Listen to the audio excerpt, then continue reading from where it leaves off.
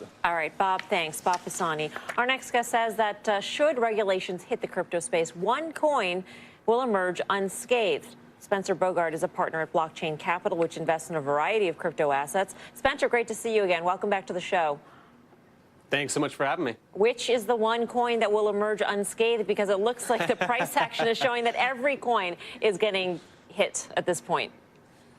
So to say unscathed might be to go too far. But listen, when we're separating Bitcoin, which is the one coin that we're discussing here, from the rest of them, it's certainly the least risky here, right? So what's going on in the market this week? There's a lot of regulatory concern about from the SEC and from the CFTC, right? The SEC is the 900-pound gorilla in the room.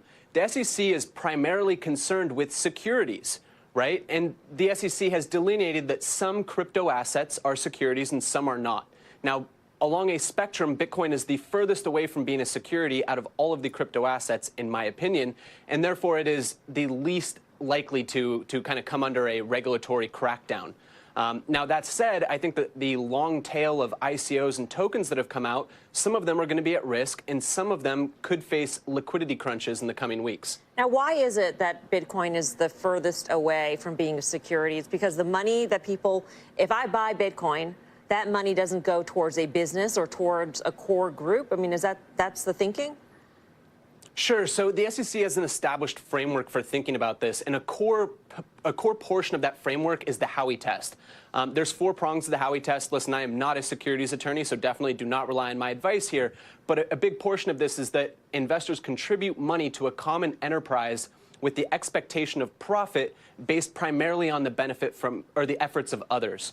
So in the case of Bitcoin, that's just never has been the case. There was nobody that launched Bitcoin and said, here, I'm going to sell you 20% of the coins for a specific price, right? The software was launched into the world, people started mining it, and it grew organically. There is no central enterprise that receives the money that investors pay for Bitcoin and then deploys it, right? This is a decentralized network with decentralized participants. Hey, Spencer, do you think that's one reason why Ethereum, or Ether in particular, has underperformed over the last couple of months versus Bitcoin? Because for all intents and purposes, it was an ICO, and there's a lot of ICOs that are built on top of its platform. Yeah, I think it's more the latter that could be weighing on Ethereum this week. So you're right that Ethereum did itself have an ICO several years ago. That said, I think that if we read between the lines of what the SEC has said prior, it seems to indicate that they do not consider Ethereum to be an ICO. To be a security. But several of the tokens that have launched on top of Ethereum likely are being deemed securities. And if so, we consider Ethereum to kind of be the feedstock or the fuel that people use to participate in these ICOs. Then in that case, we should expect demand to dwindle at least a little bit in this regulatory crackdown. How does this sort of changing landscape on regulation? So if you haven't seen my previous video, I'm actually bullish on Ethereum. I understand that some people are afraid, but I mean, the statement there kind of shows that Ethereum is probably not going to deal with the regulations from the SEC. And yes, right now Bitcoin seems like the safest bet because it is 100% decentralized and a currency, but the price drop of Ethereum I think is not warranted because if you think about it, this is a global asset, right? And obviously the US, there's a lot of trading and there's a lot of money to be invested from the US, but you got the entire world outside of that as well.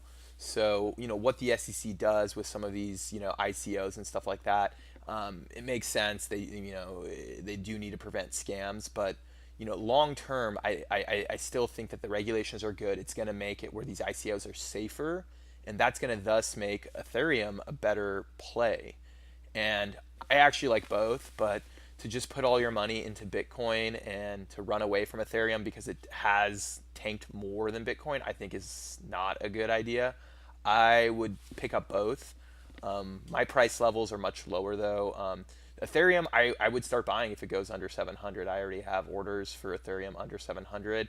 For Bitcoin, for me, because I've already been able to purchase a large amount under 8,000, I'm not really going to pick up any more Bitcoin unless it goes under 8,000.